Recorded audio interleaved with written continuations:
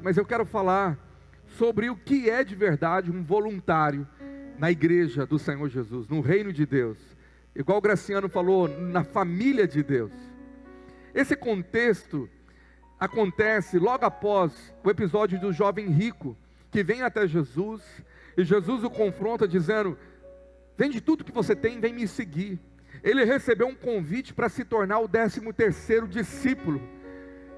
Poderíamos ter 13 discípulos, 13 apóstolos, mas ele recusou, porque a Bíblia fala que ele tinha muitas riquezas, era apegado àquilo, e ele foi embora. E Jesus depois vai ministrar aos discípulos sobre essa realidade de pessoas apegadas a riquezas. Eu vou falar sobre isso no domingo de ceia agora, domingo que vem, segunda mensagem sobre o tema finanças, você não pode perder. E agora vem Pedro, e naquele contexto fala: opa, e nós, que deixamos tudo? Pedro poderia falar: olha, eu tinha uma empresa de pesca, eu deixei tudo, eu tinha um sonho, eu queria ser um empreendedor, eu ia ter vários barcos, eu queria ser rico também, próspero, mas eu larguei tudo para te seguir, para ser um voluntário, para ser um seguidor, um servo do chamado que o Senhor me deu. E aí vem essa revelação de Jesus tão maravilhosa. O Senhor diz: você vai receber 100 vezes mais, já aqui, no presente. Sabe, muitas vezes nós achamos que recompensa ou galardão está ligado depois que eu morrer. Na eternidade eu vou receber o troféu, a coroa. Mas Jesus fala que o galardão já é agora. Quando ele fala que ninguém que der um simples copo de água ficará sem recompensa, essa recompensa é no presente. Porque o Senhor nos revelou a lei da semeadura. Aquilo que você planta, você colhe. Nós semeamos as ofertas agora, sobre a promessa que essa semente vai trazer uma colheita na minha vida financeira. Você recebe? Quando eu ofertei aqui agora, a minha esperança está no Senhor, de falar: Pai, é uma semente que vai trazer fruto, porque a vida é baseada na lei da semeadura. Agora, o jovem rico, ele não quis entregar o que tinha para poder seguir a Jesus. Então a agenda financeira dele, o seu empreendimento, os seus sonhos, falou mais alto. Aquilo foi uma barreira, não permitiu ele se tornar o 13º apóstolo. Nunca mais foi falado dele. Algumas teorias falam que talvez ele foi o Barnabé do futuro, mas isso é conjectura, a gente não sabe, só na glória vai saber. Mas não aparece mais ele. E ele poderia ter feito história, ele poderia ter marcado a humanidade, como Pedro marcou, se ele tivesse aberto mão de coisas temporais, passageiras e que desapareceram, por coisas eternas. Mas o seu apego, os seus valores, aquilo que ele tinha visão, não deixou. E nós sabemos que muitas causas pessoais, os meus sonhos, desejos, têm me impedido de ter uma agenda para Deus. Talvez muitos não estão aqui hoje, porque precisam fazer hora extra, dupla jornada de trabalho, querem estudar mais, eles querem, e não estão errados em partes, mas em parte estão. Quando os meus sonhos impedem, ou eu perco aquilo que é maior que Deus tem para mim, diante de um chamado. E Pedro achou que o chamado era muito maior do que o sonho da empresa de pesca que ele tinha fundado. Agora, como que o Senhor espera que alguém sirva o Senhor de verdade? Como que é ter um coração de servo voluntário? Sabe, quando o Senhor pede tudo do jovem rico, já tem uma pista, uma revelação. O Senhor não quer o que sobra, o resto, Ele quer prioridade. Eu vou repetir: voluntário não é aquele que dá o que resta do tempo. Depois de tudo que eu fiz, sobrou esse tempinho aqui, Senhor, já que quinta-feira eu não estou fazendo nada, eu vou lá te servir, te adorar. Não, Pedro coloca prioridade no Senhor, e é para essa prioridade de voluntariado e de servo que o Senhor está falando de recompensa. Então a primeira pergunta que eu quero te falar é: por que muitos não estão vendo tanta recompensa naquilo que estão fazendo para Deus? Primeira coisa, é porque eles são de fato voluntários. E a Bíblia não traz essa palavra voluntário, a Bíblia traz a palavra servo. E a palavra servo no grego é escravo, alguém que foi comprado por um senhor. E a Bíblia fala que nós somos comprados pelo sangue de um cordeiro sem mácula, amém? Quantos foram comprados aqui por Cristo? Então Paulo fala que nós somos escravos do Senhor, e a Bíblia fala que somos servos inúteis. Por quê? Porque não fazemos mais do que a nossa obrigação. Ele nos comprou. Agora, o que é um voluntariado aos olhos do mundo? É aquilo que sobra do meu tempo, sobra do meu dinheiro, eu estou no controle. Se sobrou alguma coisa, eu vou poder fazer um trabalho voluntariado, mas isso não é a prioridade, não é a primazia da minha vida. O voluntário, ele está no controle. Ele fala, olha, se sobrar um dinheiro, se sobrar um tempo, se sobrar um espaço, eu vou e faço. O voluntariado tem ganhado muito espaço no mundo, por quê? Porque a humanidade tem visto que há conceitos no voluntariado que é bíblico, que é maravilhoso. Os hormônios que são liberados, o bem para a saúde que faz quando alguém é voluntário numa causa, sem senso de utilidade, de realização, há muito benefício. Então muitos são voluntários a muitas causas: plantar árvore, cuidar de animais, limpar lixo da rua, ajudar outros a fazer uma casa. Agora, você não foi chamado para ser um voluntário do reino dos céus. Você foi chamado para ser servo do Rei dos Reis, servir a Ele. E ser servo não é voluntário. Ser servo é ser exclusivo. Senhor, a minha agenda é sua, o meu futuro é seu, a minha carteira é sua, tudo é seu. Agora, Deus espera que a gente tenha o coração voluntário. O coração voluntário é o coração disponível, é o coração que se alegra em falar, Senhor, é maravilhoso te servir. Agora, aos olhos de Deus, somos dele, somos servos, somos escravos de Cristo, comprados para Ele. Então Ele é o nosso Senhor, Ele governa sobre tudo, amém? Então por isso que eu entrego tudo. Senhor, se o Senhor quer que eu tenha uma empresa, é só se o Senhor falar, porque a prioridade é o Senhor. Se o Senhor quer que eu viva de tempo integral para a Tua obra, é o Senhor, porque agora eu estou no comando do Teu Espírito. Posso ouvir um amém? Essa é a visão de servos. Aí quando nós temos a visão correta, agora nós vamos servir do jeito certo, e aí você tem a recompensa e essa promessa. O que você tem feito de errado? Vamos servir do jeito correto. O que Jesus falou que é servir do jeito correto? O Senhor respondeu à pergunta de Pedro em Marcos 10, 28, que a primeira coisa que está escrito ali é Pedro falando, nós deixamos tudo. Grifa aí na sua Bíblia, deixamos tudo. Não foi parte, não foi um que sobrou uma coisinha, não, eu deixei tudo. O que Pedro está falando, que a atitude de servo, de entrega, de coração voluntário e disponível, é um coração que entendeu a entrega total. E a entrega total está ligada ao princípio do amor e da oferta sacrificial. É isso que Deus espera, amor e oferta sacrificial. O sacrificial é aquilo que me custa, é Isaac no altar, é a oferta de Davi lá diante daquele val, da qual ele recebeu tudo, e ele falou, eu não posso ofertar algo que não me custe algo. A oferta sacrificial é aquela que o autor de Hebreus, no capítulo 13, verso 15, revela a nós. Olha aí na sua Bíblia, Hebreus 13, 15, por meio de Jesus, pois ofereçamos a Deus sempre sacrifício de louvor, que é fruto de lábios que confessam o seu nome. Jesus, Ele se ofereceu como sacrifício no Calvário por nós, e agora Ele espera nada menos que eu também seja uma oferta viva, como um sacrifício vivo. É por isso que Pedro sacrificou, não foi só a empresa, ele deixou tudo. Ele falou, Senhor, eu deixei a minha casa, a minha esposa está lá, eu deixei os meus sonhos, eu sacrifiquei. Será que a sua atitude de servir envolve sacrifício ou envolve resto? Quinta-feira não estou fazendo nada mesmo, fico lá vendo o Jornal Nacional. Me coloca numa escala aí. É isso que Deus espera.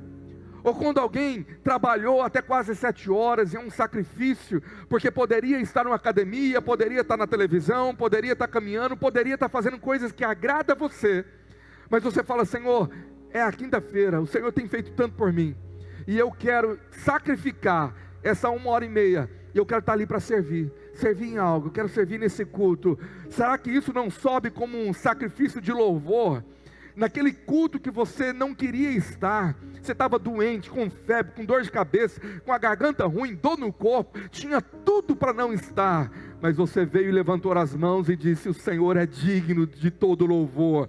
É naquela noite que subiu um sacrifício ao trono de Deus, e o Senhor disse: eu vou recompensar o seu culto de serviço.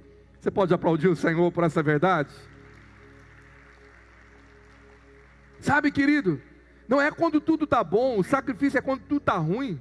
Sabe, o louvor está ruim, não tem gente que faz o louvor, a mensagem está ruim, o culto está desanimado, parece que ninguém veio, você não queria estar aqui, você não vê a hora de ir embora, mas é naquele culto que você fala: Senhor, aqui nessa noite eu reservei 1 hora para te dizer que Tu és o Rei dos Reis e Senhor dos Senhores, e Tu és digno dessa noite de eu te adorar. Ah, meu irmão, o céu para receber esse tipo de louvor. Você está entendendo, amém? É quando o Senhor sabe que você pagou um preço para estar. Você pagou um preço e ninguém sabe. E talvez reclamaram de você, que você ainda chegou atrasado. Ainda brigaram com você, você não está fazendo direito. Mas não sabe da sua história. Não sabe como foi o seu dia, talvez massacrado, atacado, flechado, ferido, doente, com tanta coisa. Mas ninguém sabe, mas o Senhor sabe, e é para Ele. Ele está vendo, Ele está anotando cada lágrima de sacrifício rendida no altar. É aquela oferta da pobre viúva, para todos não vale nada, mas para ela aquelas 2 pequenas moedinhas era tudo o que ela tinha de valor no altar. E é isso que parou a atenção de Jesus. Não foi os grandes depósitos dos ricos judeus, mas Ele chama os discípulos para falar: olha, está vendo aquela viúva? Ela chamou a atenção dos anjos lá no céu. Os anjos acabaram de parar na arquibancada, porque acabou de subir uma oferta sacrificial diante do coração de Deus. E é essa oferta que tem recompensa. Então a primeira coisa da entrega de um serviço é sacrificial. Senhor, isso me custa, mas o Senhor é digno. A segunda coisa que nós vemos é quando Pedro fala o seguinte: eu entreguei tudo, e Jesus sabia o porquê que ele entregou. Olha o que Jesus disse no verso 29. Em verdade vos digo que ninguém que há que tenha deixado casa, e aí ele tem a lista, e depois ele fala: por amor de mim e por amor do Evangelho. Grife isso aí: por amor de mim, por amor do Evangelho. Você está entregando, não é porque você ama o pastor, talvez você nem gosta tanto dele, não é porque você ama os irmãos ou a equipe, não é por amor à igreja, ao prédio, mas você fala: Senhor, sabe o que eu estou fazendo? Sabe por que eu vim arrumar essas cadeiras, colocar envelope no lugar, organizar o banheiro, ver se está tudo pronto lá com as crianças, passar um pano nesse chão. Quando eu cheguei aqui, eu parei o carro ali para a primeira reunião do final da tarde. Tinha um querido obreiro, um querido irmão, com a vassoura na mão, limpando a calçada, dizendo: estava empoeirado. Sabe, o que leva alguém a fazer um trabalho, uma entrega? É porque ele está dizendo: Senhor, isso aqui é por amor ao Senhor e ao Evangelho. O amor que você faz é por Jesus, aquele que morreu por você. Então esse amor verdadeiro é expresso como? Em serviço. O apóstolo João, o apóstolo do amor, em 1 João 3,18, ele fala assim: filhinhos, não amemos de palavra nem de língua, mas de fato e de verdade. A fato. Tem gente que canta tudo entregarei, viverei por ti, mas não tem coragem de servir com nada. Ele só serve a ele mesmo. Ele nunca serviu em nada, mas as suas palavras estão ecoando, e o Senhor olha do céu e fala: não amemos só de palavras, mas amemos de língua, de fato, de verdade. Então o Senhor vê alguém com uma vassoura na mão, com um envelope na mão, lá na porta recebendo alguém, ficou meia hora em pé, e o Senhor está dizendo: esse me ama, porque ele está fazendo algo que expressa o amor dele por mim.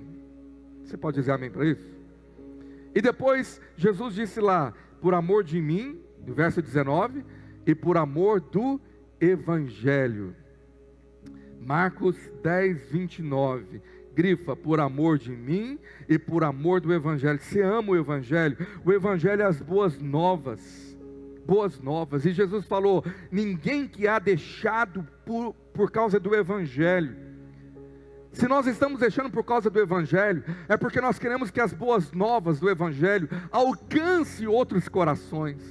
Nós somos generosos, aquilo que experimentamos do Evangelho. O Evangelho tem transformado a sua vida, o Evangelho te salvou do inferno, e agora você quer que o Evangelho seja proclamado, e por isso que você serve a igreja do Senhor. Jesus, ele fala o seguinte: em verdade vos digo, que ninguém que tenha deixado tudo isso, por amor ao Evangelho, deixará de receber. O Senhor sabe o que é amor a Ele e o amor ao Evangelho. Lá em Mateus 6, verso 19, eu vou pregar sobre esse texto no próximo domingo, mas eu quero já falar sobre ele aqui. Jesus fala: não acumuleis para vós outros tesouros sobre a terra, onde a traça e a ferrugem corrói, e onde os ladrões escavam e roubam, mas ajuntai para vós outros tesouros no céu, onde traça nem ferrugem corrói, e onde ladrões não escavam nem roubam. A minha pergunta é: como que eu estou ajuntando um tesouro no céu?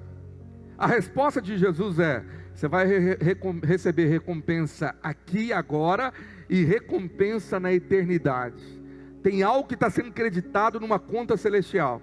O Senhor falou: Ele não é injusto para se esquecer de tudo que você fez. Talvez você já esqueceu de tanta coisa que você já fez por amor ao Evangelho, mas os céus não esqueceu. A sua conta está registrada. Há um tesouro sendo ajuntado na glória.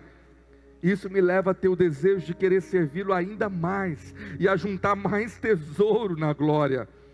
A palavra fala que quando Jesus nasceu, pastores vieram, a primeira adoração foi dessa maneira, registrada não só com louvores, havia anjos cantando, mas em Mateus 2, verso 11, a Bíblia fala que vieram aqueles homens, os magos, e viram o menino com Maria, sua mãe, e prostrando-se o adoraram. Como que eles adoraram? Abrindo seus tesouros e entregando-lhes suas ofertas, ouro, incenso e mirra. Era algo palpável, visível, tesouro. Então eu creio que quando alguém entrega tesouros na terra, qual é o seu maior tesouro? Seu tempo, sua energia, seu sangue, seu dinheiro, sua paciência, sua amabilidade. Você está entregando em adoração. E quando você entrega tesouros na terra, há tesouros no céu sendo ajuntados, diz a palavra. E eu creio que o Senhor é fiel, amém? E agora, Marcos 10, 30, o Senhor fala: você vai receber já no presente e no porvir 100 vezes mais. Por que 100 vezes mais? Porque na lei da semeadura, Jesus falou que alguém que semeia uma semente pode dar 30, 60 ou 100 vezes mais. Então, na semeadura de serviço, o Senhor já falou que já é a colheita total, é 100 vezes mais. Aleluia, não é 60, não é 30, é 100 vezes mais. E aqui nós temos dois tempos dessa semeadura: o tempo presente e o tempo futuro, e no mundo por vir, a vida eterna. No mundo presente, eu creio que está na base da semeadura. Você vai receber, diante dessa semente que você está plantando, 100 vezes mais. Você deixou mãe, pai, você deixou família, é isso que você vai receber. E na eternidade, vida eterna, o que vai acontecer lá? Quando Mateus vai contar a mesma história, lá em Mateus 19, 28, ele acrescenta algo que Jesus falou sobre a eternidade. Jesus lhes respondeu: em verdade vos digo que vós, o que me seguistes, quando na regeneração o Filho do Homem se assentar no trono da sua glória, também vos assentareis em 12 tronos para julgar as 12 tribos de Israel. Nós nos assentaremos em tronos. A palavra fala isso em outro lugar também, que nós reinaremos com Ele na eternidade. Aleluia, você pode dizer amém? Sabe, hoje em dia nós temos muitos cristãos dizendo: não, eu tenho que priorizar a minha família, eu tenho que ter tempo com a família, eu não posso estar tanto servindo, porque a minha família é prioridade, senão eu vou trocar a igreja pela família. Bom, irmãos, isso é certo em partes, porque nesse texto o Senhor está falando de deixar a família. Não há quem deixe pai, mãe, filho, mãe. O Mateus fala de esposa na tradução dele. Por quê? Porque às vezes nós vamos ter que mostrar o nosso amor ao Senhor, priorizando Ele do que a nossa família. Muitas vezes você vai falar: eu amo mais o Senhor do que você, porque a Bíblia fala que o maior mandamento é amar a Deus sobre todas as coisas. E Jesus diz: quem amar a família mais do que a mim, não é digno de mim. Então, quando eu amo ao Senhor em primeiro lugar, às vezes eu vou ter que contrariar os meus filhos. Mas amando ao Senhor, eu nunca vou deixar de amar a minha família, porque família é prioridade para Deus. Mas a família não está acima do meu próprio Deus. Você está entendendo isso? Então tem muita desculpa esfarrapada de gente que fala: pastor, tem que ficar com a família. E o ficar com a família é ficar na frente da televisão, é ficar em casa não fazendo nada. Enquanto poderia estar trazendo um serviço sacrificial, que poderia ser uma semente para o filho. E o filho fala: eu quero amar a Deus igual o meu pai ama. Eu quero servir a Deus igual o meu pai ama. Porque ele tem sido um exemplo de priorizar Jesus nessa casa. Você está comigo nessa aí, amém? Agora tem dois detalhes em Marcos 10, que é muito interessante da recompensa. No verso de número 29, quando o Senhor fala de receber 100 vezes mais, por amor a mim. Agora o verso 30, ele fala que não receba o cêntuplo de casas, irmãos. Eu estou crendo aqui que o Senhor está falando: aquilo que você semeou e sacrificou, eu vou te dar 100 vezes mais.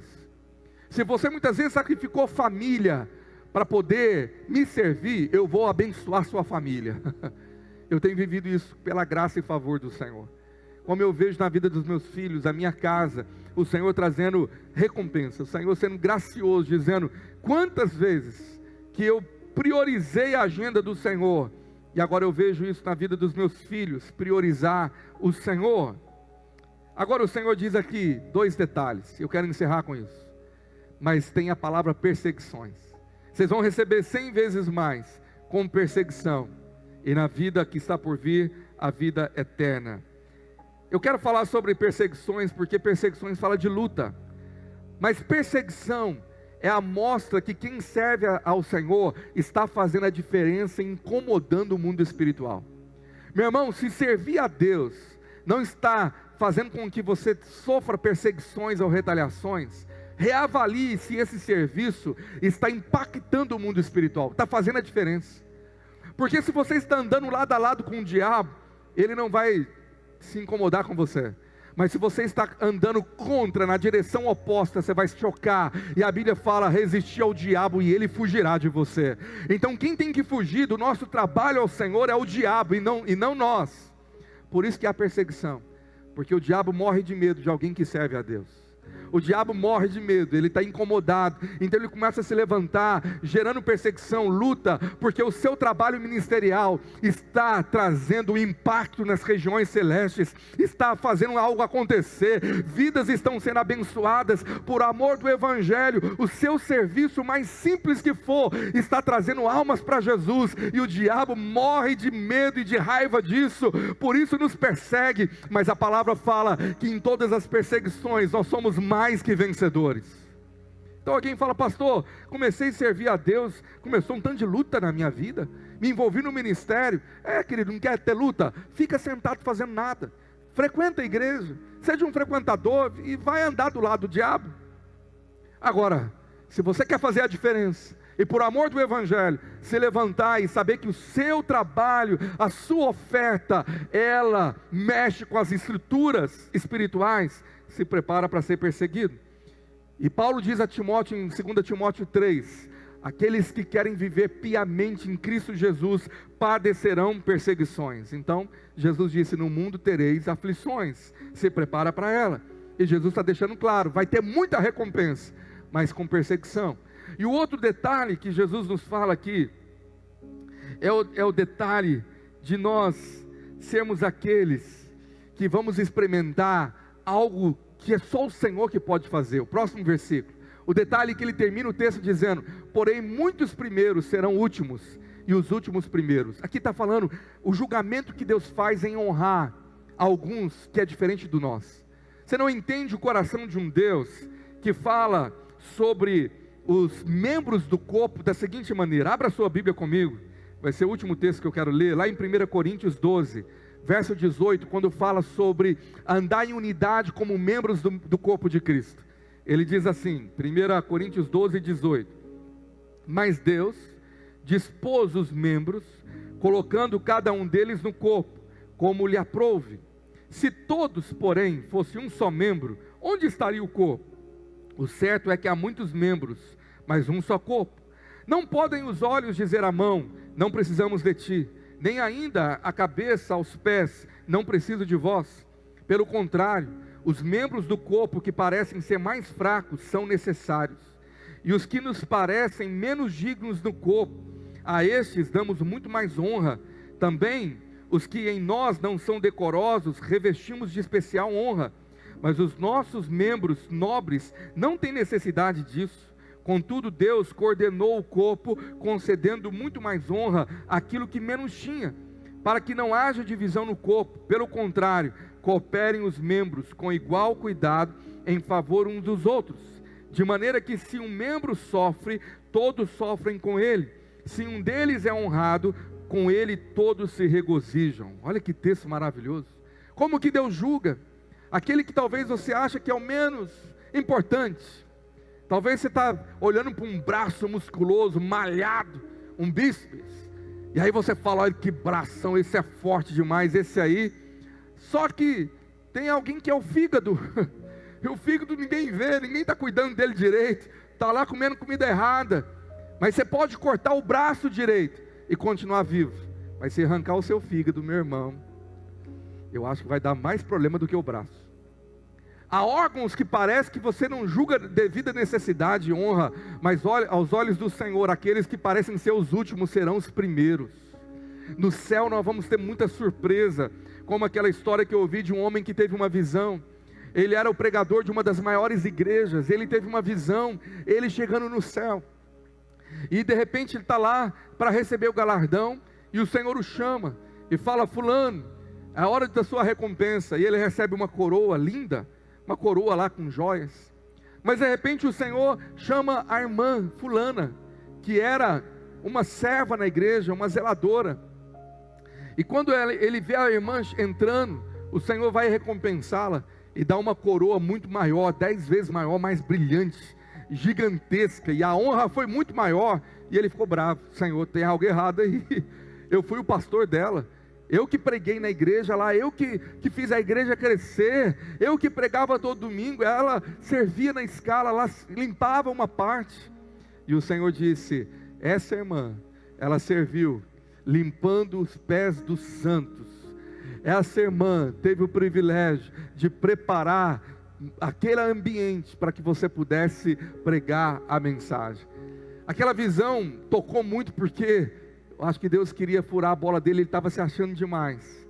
Às vezes o trabalho que você faz, você acha que é tão pequeno e insignificante, mas você não entende o valor que o Senhor dá.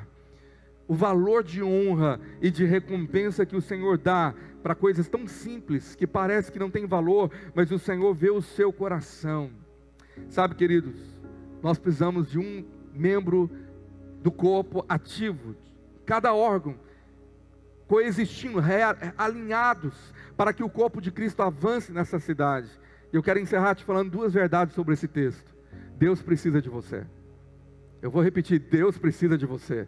Ele ao mesmo tempo não precisaria de nada, Ele é o dono de tudo, mas Ele resolveu precisar de você. Ele não quer usar um anjo, Ele escolheu usar você do jeito que você é, e Ele precisa de você para a obra que Ele está realizando nessa geração, amém?